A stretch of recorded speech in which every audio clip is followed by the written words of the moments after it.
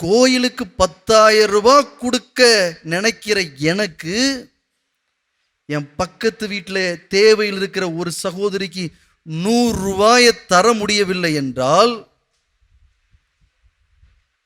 இதுக்கு பேர் பக்தியா? இதுக்கு பேர் பக்தியா?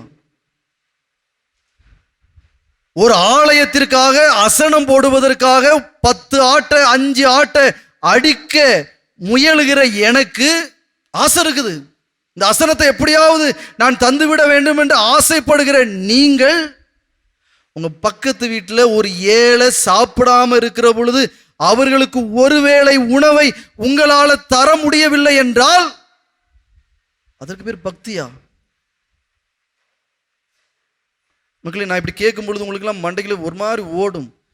பைத்தியகாரத்தை நம்ம பிரசங்கம் வச்சுட்டு இருக்கிறானேன்.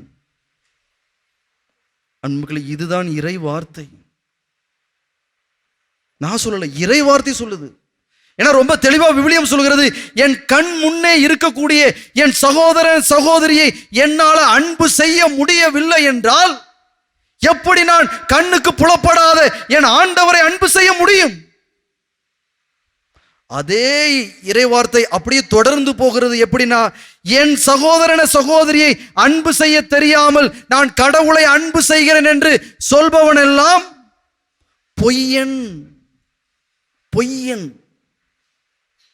நான் மறுபடியும் கேட்கிறேன், உங்களுடைய பெயர் விண்ணகத்தில் எழுதப்பட வேண்டும் என்றால் நீங்க என்ன செய்யணும்? சத்தமா சொல்லுங்க, என்ன செய்யணும்?